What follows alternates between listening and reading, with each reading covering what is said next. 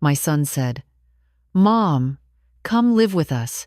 We're buying a bigger house and there's a room just for you. The kids miss their grandma." I believed him. I sold everything. The moving truck pulled away from my house of 34 years on a Tuesday morning in March. I stood on the empty porch in Columbus, Ohio, watching my whole life disappear down Maple Street.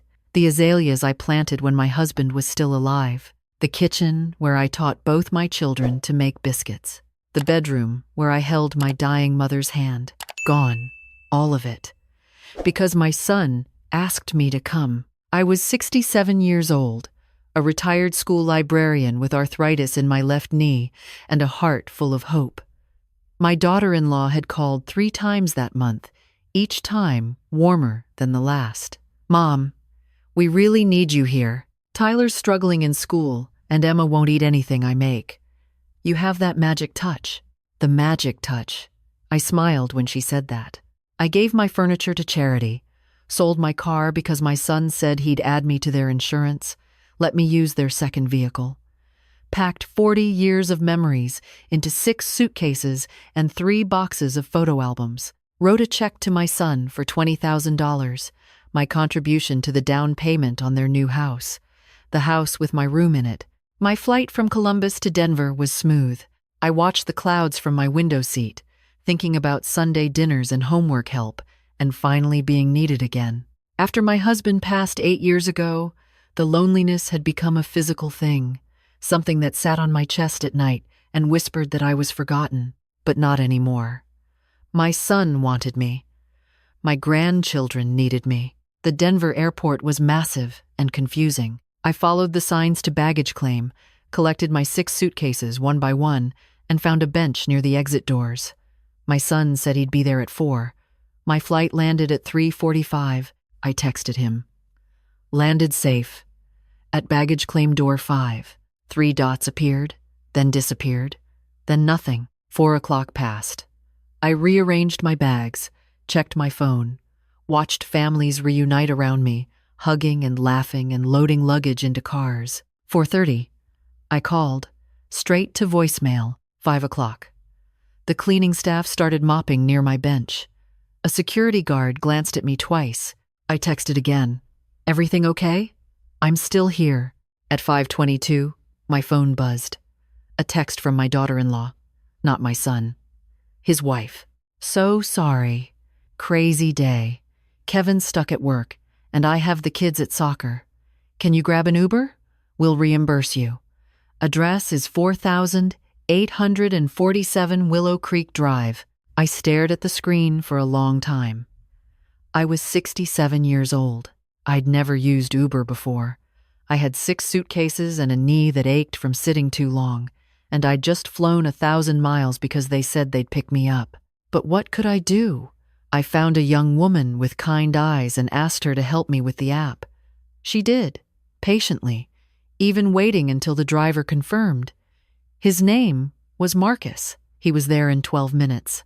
"That's a lot of luggage," Marcus said, but not unkindly. He helped me load everything into his SUV. "Moving to Denver?" "Moving in with my son," I said. "He bought a house with a room for me." "That's nice." He smiled through the rearview mirror. "Family's everything." "Yes," I whispered. "It is." The house on Willow Creek Drive was beautiful. 2 stories, beige stucco, a lawn that clearly cost money to maintain. But the windows were dark. No car in the driveway. Marcus helped me unload my bags onto the front porch. The Uber cost $53. I tipped him $20 because he was kind, and kindness suddenly felt precious. I knocked. Nothing. Tried the doorbell. Heard it echo inside an empty house. I sat on my suitcase and waited. At 6:45, headlights finally swept across the lawn. My daughter-in-law's white SUV pulled into the driveway. The back doors flew open, and my grandchildren tumbled out. Tyler, 11, in a grass-stained soccer uniform, and Emma, 8, clutching a tablet. "Grandma." Emma barely looked up from her screen as she passed me. "Mom, I'm hungry." "Hi, Mom." My daughter-in-law, Rachel, jangled her keys, looking at my pile of luggage with an expression I couldn't read. Sorry about the mix-up. Let's get you inside. Kevin will be home soon. She did not hug me. Neither did Tyler. He walked past like I was a lamp or a coat rack, something in the way. Inside, the house smelled like fresh paint and new carpet. Rachel gave me a quick tour, pointing to rooms I was meant to admire. The kitchen with granite countertops. The living room with a TV the size of a wall. The kids' bedrooms with their brand new furniture. And this is you, she said, opening a door at the end of a hallway on the ground floor. It was not a bedroom. It was a converted storage space, barely bigger than a closet. A single bed was shoved against the wall. A small dresser. No window. A bare bulb overhead. It's cozy, Rachel said. And private. You have your own bathroom right here. She opened a door to reveal a toilet and sink. No shower. You can use the kids' bathroom upstairs for showers. I'm sure they won't mind. I stood in the doorway of my new room, the room I had sold my house for, and something inside me went quiet. Thank you, I said, because what else could I say? My son came home at 9. He hugged me quickly, smelling like beer and cigarettes, which surprised me because he'd told me he quit both. Hey, Mom. Sorry about today. Work was insane. It's okay. You get settled? Rachel show you around? Yes. He was already looking at his phone. Great. I'm beat. We'll catch up tomorrow, okay? Big weekend planned. Kids have a tournament. He walked away. And I stood in that tiny room with my 6 suitcases and realized there was nowhere to put them. No closet, no storage. I stacked them in the corner and sat on the edge of that single bed and did not cry. I would not give them my tears. Not yet. Not ever. The first week, I told myself it was an adjustment. Everyone was busy. Once things settled, we'd have those Sunday dinners I'd imagined, those homework sessions, that family I dreamed of. I woke early each morning and made breakfast for everyone. Pancakes, eggs, bacon, the works. Emma came down once, took one bite, and said, "This tastes weird." Tyler never came down at all. Rachel grabbed coffee and rushed out the door, thanking me absently. My son slept until the last possible minute, then left without eating. I cleaned, I organized, I did laundry, I scrubbed bathrooms and mopped floors and tried to make myself useful, tried to earn my place in that beautiful house with my closet room and my bare bulb. No one noticed. On day 10, Rachel left a note on the kitchen counter. Mom, we're doing a cleanse this week. No carbs, no sugar.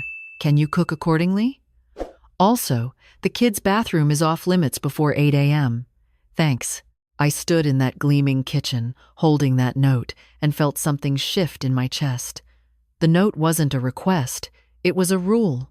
I was a guest in my own son's house, a guest who had paid $20,000 for the privilege. But I adapted. I always had. 40 years of marriage taught me that. 32 years of raising children taught me that. You bend, you adjust, you make it work, except the bending never stopped. Week 3, my son sat me down at the kitchen table. Rachel stood behind him, arms crossed, face carefully neutral. Mom, we need to talk about finances, he said. The house cost more than we expected. We're stretched thin. Okay, I said slowly. What do you need? He exchanged a look with Rachel. We were thinking maybe you could contribute to household expenses, just until we get back on our feet. Maybe another $10,000? I had $42,000 left from selling my house. My Social Security was $1,400 a month. I had no car, no home to return to, no plan B. I already gave you $20,000, I said quietly. For the down payment, we know, and we're grateful. But you're living here rent-free, eating our food, using our utilities. It adds up. Rent-free, the room with no window, the bare bulb, the bathroom I shared with children who didn't look at me. I'll think about it, I said. That night, I heard them talking through the thin walls of my closet room. She's going to say no, Rachel said. I knew this was a mistake. She won't say no. She has nowhere else to go. She's in the way, Kevin. The kids don't even want her here. Emma complained that she keeps touching her stuff. Give it time. It's been almost a month. She's not what we thought. She just sits around looking sad and making food nobody eats. I pressed my hands over my ears, but I could still hear. The next morning, I gave my son a check for $10,000. He hugged me, the first real hug since I arrived. Thanks, Mom. You're a lifesaver. I was not a lifesaver. I was an ATM with a pulse. Week 6, I got sick. A cold that turned into bronchitis, that turned into pneumonia. I spent 4 days in bed, coughing so hard I thought my ribs would crack. No one brought me soup. No one checked my temperature. On day 3, Rachel knocked on my door and asked if I could please try to cough more quietly because Emma had a test. I called my doctor back in Ohio and got antibiotics called in to a Denver pharmacy. I ordered them through a delivery app and paid for them myself. When I finally emerged, pale and shaky, I found a new rule on the kitchen counter. Family meeting decided, please keep shared spaces clean at all times. Dishes washed immediately. No personal items left out. Thanks for understanding. I had left a book on the coffee table. One book. A mystery novel that kept me company during my illness. I moved my 6 suitcases to my son's garage. There was no room for them anywhere else. I hung my clothes on a tension rod I bought myself, installed across one corner of my closet room. I stopped leaving anything in shared spaces. I became invisible. Month 3, the children changed. Not for the better. Tyler stopped acknowledging me entirely. Emma started calling me her instead of Grandma. Tell her dinner is ready. Ask her to move. Why is her stuff in the garage? I heard Rachel coaching them once. I didn't mean to eavesdrop. I was walking down the hall when I heard her voice through Emma's door. Remember, Grandma is here to help, not to be your friend. You don't have to do anything you don't want to do. If she asks you to play or whatever, you can just say no. But she keeps trying to talk to me, Emma said. Just be polite and walk away. She'll get the hint. I stood frozen in that hallway. My grandchildren were being taught to avoid me. My presence was something to be managed, minimized, tolerated. I went back to my room and sat in the dark for 2 hours. Month 4, my son asked for another $15,000. The furnace needed replacing. Or maybe it was the roof. I stopped listening to the reasons. They changed every time, but the number stayed consistent. I had $17,000 left. Everything I had in the world. I can't, I said. First time I'd said no to anything. His face changed. That warm expression he'd been manufacturing snapped off like a light switch. Can't or won't? Both. After everything we've done for you? We gave you a home, Mom. A place to live. We could have left you alone in Ohio in that falling apart house. That house was paid off. It was mine, and you chose to sell it. Nobody forced you. I looked at my son, this man I'd raised, and saw a stranger. When did this happen? When did the little boy who used to pick dandelions for me become this person who saw me as nothing but a source of money? I think, I said carefully. I need some time to think. Think fast, he said, because Rachel is already looking at senior living places. If you can't contribute, maybe it's time to explore other options. Senior living. The words hit me like a slap. He wanted to put me in a home.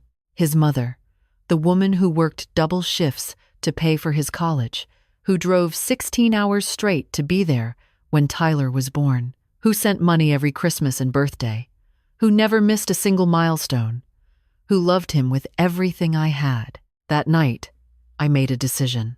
I waited until everyone was asleep. 3 a.m, the house silent except for the tick of the heating system. I moved quietly, efficiently, the way I'd learned to move in that house where my presence was an inconvenience. I repacked my 6 suitcases. I took only what was mine. I left behind the kitchen gadgets I'd bought, the decorations I'd tried to add to my room, the throw blanket I'd crocheted during those long evenings alone. I called an Uber on my phone. The The same app the young woman at the airport had taught me. I'd learned a few things in 4 months. Marcus was not working at 3 in the morning, but the driver who came, a young woman named Janet, helped me load my bags without asking questions. People who work at that hour understand that some things don't need explanation. "Where to?" she asked. I thought about the airport. Flying back to Columbus to nothing. No house, no furniture, no friends who remembered me. I'd cut those ties when I moved, so eager to start my new life with my son. Then I thought about senior living. Fluorescent lights and institutional food, and being warehoused until I died. Neither option. I chose neither. "Downtown," I said. "Wherever downtown is. A hotel. Something clean and safe." Janet found me the Riverside Inn. It was old but welcoming, family-owned for 3 generations. The night clerk was a middle-aged woman named Dorothy who didn't blink at my 6 suitcases or my story about an early flight. "Take your time in the morning," she said. "Checkout's not until 11, and the diner next door opens at 6. Best pancakes in Denver." I paid for 3 nights. It cost less than the $15,000 my son had demanded. In that hotel room, small but with a window, clean sheets, and no rules on the wall, I sat on the edge of the bed and cried for the first time since arriving in Denver. Not quiet tears, sobs that shook my whole body, 4 months of grief and humiliation and heartbreak pouring out. I cried until dawn. Then I washed my face, put on clean clothes, and walked next door to find out about those pancakes. The diner was called Millie's, and the pancakes were indeed the best in Denver. Fluffy, perfectly golden, served by a waitress named Patty, who refilled my coffee without being asked and called me sweetheart without being condescending. "You new in town?" she asked on my 3rd visit. "Something like that. Looking for work?" "We need a hostess. Mornings, nothing fancy. You seem like you have experience dealing with people." I was 67 years old. I had a master's degree in library science. I had never worked in food service in my life. "Yes," I said. "I have experience." I got the job. The owner, Millie's granddaughter Sarah, was a practical woman in her 40s who judged people by their handshake and their eyes. Mine must have passed inspection. "Training's tomorrow," she said. 6:30, wear comfortable shoes, and welcome to Millie's. I found an apartment 2 weeks later, a studio, 5 blocks from the diner, in a building full of older folks who smiled in the hallways and held doors without expecting anything in return. The rent was manageable on my Social Security plus the hostess wages. I had enough left to buy a bed, a small table, 2 chairs, the basics. My neighbor, Helen, was 72 and had lived in the building for 15 years. She introduced herself with a plate of cookies and stayed for 3 hours, telling me about her late husband, her estranged son, her grandchildren, who called once a year on her birthday. "Family isn't always the family you're born with," she said. "Sometimes you have to build your own." I thought about that a lot in those first weeks. At Millie's, I discovered something surprising. I was good at the job. Years of managing a school library, of soothing upset children and worried parents, of organizing chaos into order, had prepared me for the morning rush at a Denver diner. I remembered names. I calmed angry customers. I trained new servers with patience and clarity. Sarah noticed. Within a month, she offered me a promotion. Part-time manager, better hours, better pay. "You've got a gift with people," she said. "Don't know where you came from, but I'm glad you landed here." I didn't tell her where I came from. Some stories take time. My son texted on day 3 after I left. "Mom, where are you? Call me immediately." I didn't respond. Day 5. "This isn't funny. We're worried. Call." Day 8. "Rachel says you took some things from the garage. Can we discuss?" I had taken nothing that wasn't mine. But I understood now. My son wasn't worried about me. He was worried about his investment. Day 12, he called. I let it go to voicemail. "Mom, this is ridiculous. Whatever happened, we can talk about it. But disappearing like this is immature and selfish. We have bills to pay. If you're not going to help, at least have the decency to let us know. I saved that voicemail, listened to it twice. The word selfish echoed in my ears for hours. Selfish. The woman who gave up everything, who sold her home and her security and her independence. The woman who paid $30,000 for a closet room and silent contempt. She was selfish. I deleted his number from my phone. Spring came to Denver in April. Unexpected warmth after weeks of cold. I walked to work each morning, past the coffee shop where the baristas knew my order, past the park where the cherry blossoms were starting to bloom. The city was becoming mine. Helen introduced me to her Wednesday night card group, 6 women, ages 68 to 83, who gathered in her apartment for poker and gossip and laughter that shook the walls. They welcomed me without questions, dealt me in without hesitation. "You've got a poker face, Margaret," the oldest observed. "Hidden depths." "Everyone has hidden depths," I said. "Some of us just keep them hidden longer." They thought I was being mysterious. Really? I was just too tired to explain. At Millie's, I trained a new server named Jessica, 23, single mother, working 2 jobs to make rent. She reminded me of myself at that age, stretched so thin she was nearly transparent. "How do you stay so calm?" she asked one morning after a particularly brutal rush. "I feel like I'm drowning." "You learn," I said. "You bend until bending becomes natural. And when you can't bend anymore, you break. The trick is knowing the difference between the two." She looked at me strangely. "That's kind of dark." "Maybe, but it's also true." In May, I got a letter, forwarded through 3 addresses, from my old neighbor in Columbus to my bank's main office to my new studio apartment. Return address was my son's house on Willow Creek Drive. I opened it with trembling hands. "Mom," it began.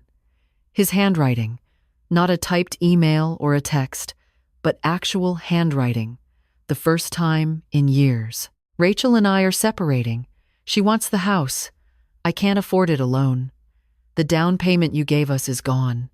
I know you're angry, but I'm asking for help. Not money, just help. I don't know how to be alone. I don't know how to do any of this without someone telling me what to do." He signed it, "Your son, Kevin." I read that letter 4 times.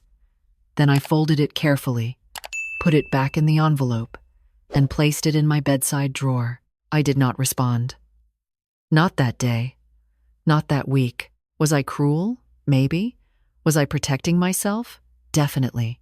The woman who flew to Denver with hope in her heart had died in that closet room with the bare bulb. The woman who remained was still figuring out who she was.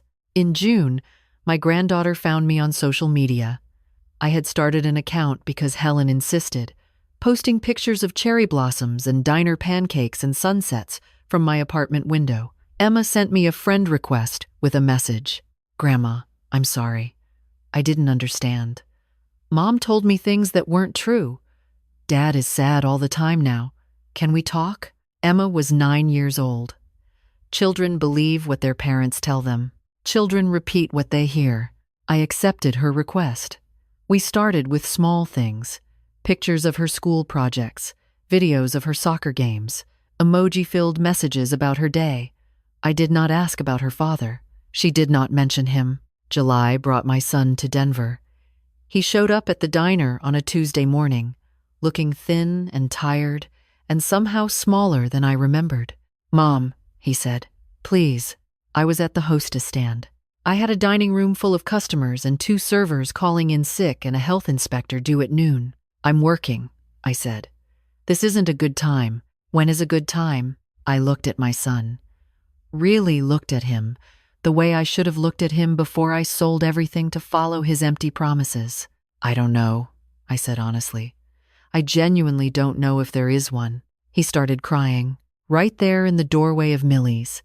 This 43-year-old man who had taken $30,000 from his mother and given her a room without windows. I led him to a back booth, brought him coffee, sat across from him, and waited. The story came out in fragments. Rachel had been the one pushing for my money from the beginning. Rachel had wanted the bigger house, the private schools, the lifestyle they couldn't actually afford. He had gone along because going along was easier than fighting. "But I did it," he said. "I'm not blaming her. I asked you to come. I took your money. I let you live in that room and never said anything when she treated you like the help." "Why?" I asked. "Why did you let it happen?" He stared into his coffee. "Because I was afraid. Afraid she'd leave if I stood up to her. Afraid of being alone. Afraid of losing everything." "You lost everything anyway." "I know." We sat in silence for a long time. The diner bustled around us, but we were in our own bubble, mother and son, stranger and stranger. "I don't know how to forgive you," I finally said. "I'm not sure I ever will. What you did wasn't just take my money. You took my dignity. You took my hope. You took 4 months of my life and made me feel like I was worth nothing." "I know. But you're still my son.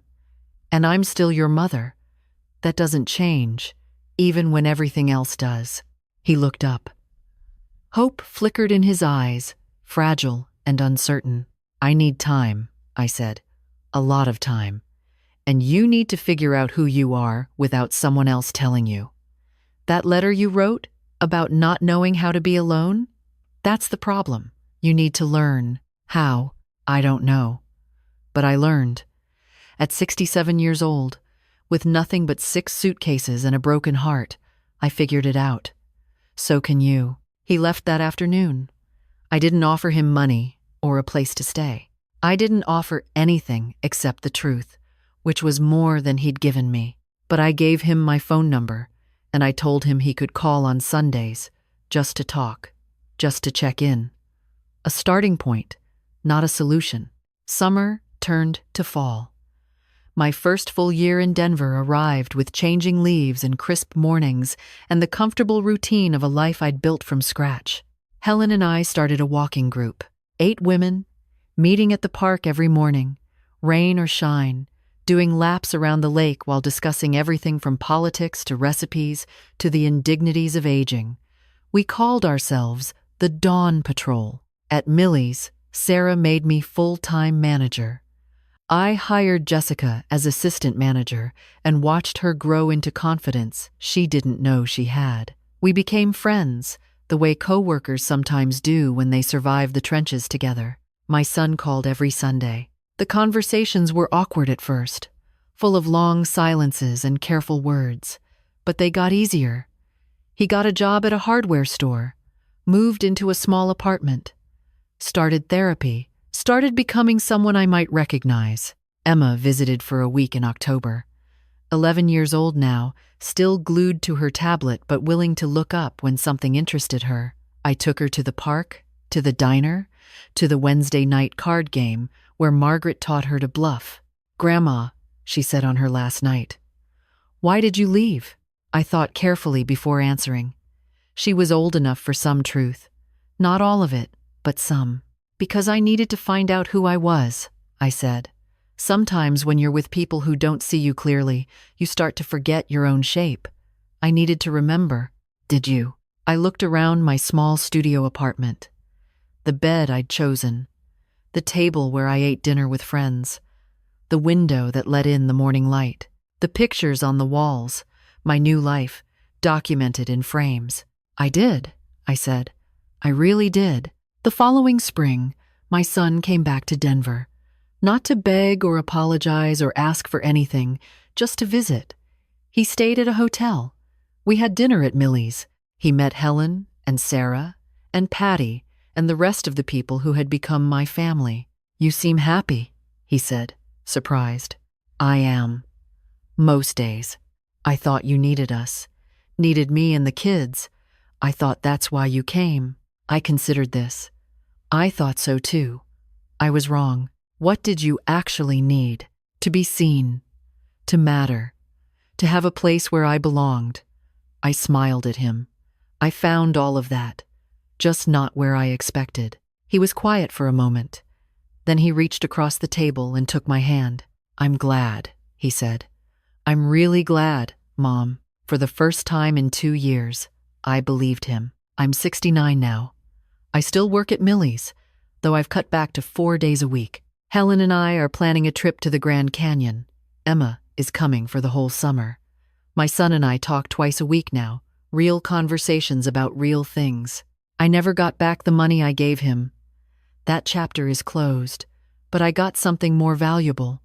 I got myself back. Sometimes I think about that woman who sat in the Denver airport, waiting for a pickup that never came. She was so sure she knew what her future held, so certain that love would be enough. She was wrong about the future, but she was right about love, just not the way she thought. Love isn't enough when it only flows one direction. Love isn't enough when it's mixed with obligation and guilt and expectations. Love isn't enough when you're invisible, but love is enough when it's chosen freely, given without conditions, received with gratitude. The family I have now, the messy, beautiful collection of friends and neighbors and coworkers, and yes, even my son. They love me like that, and I love them back. Not because I have to, because I want to. That makes all the difference. Last week, I walked past a woman at the airport. She was sitting on a bench, surrounded by suitcases, checking her phone with increasing desperation, waiting for someone who wasn't coming. I stopped. "Excuse me, are you all right?" She looked up. Older than me, maybe 75. Eyes red from trying not to cry. "My daughter," she said. "She was supposed to pick me up 3 hours ago." I sat down next to her. I didn't have anywhere to be. I had all the time in the world for a stranger who needed a friend. "Let me tell you a story," I said, "about a woman who came to Denver to help with a baby and ended up finding something much more important." She listened. We talked for 2 hours. I helped her download the Uber app, find a hotel, make a plan that didn't depend on a daughter who couldn't be depended on. Before we parted, she hugged me. A real hug. The kind I used to dream about in that closet room with no windows. "Thank you," she said. "I don't even know your name." "Grace," I said. "My name is Grace." I walked out of that airport into the Colorado sunshine, and I knew exactly who I was. Finally, completely. A woman who got lost on her way to somewhere else and found a home she never expected. That's my story, and I wouldn't change a single word.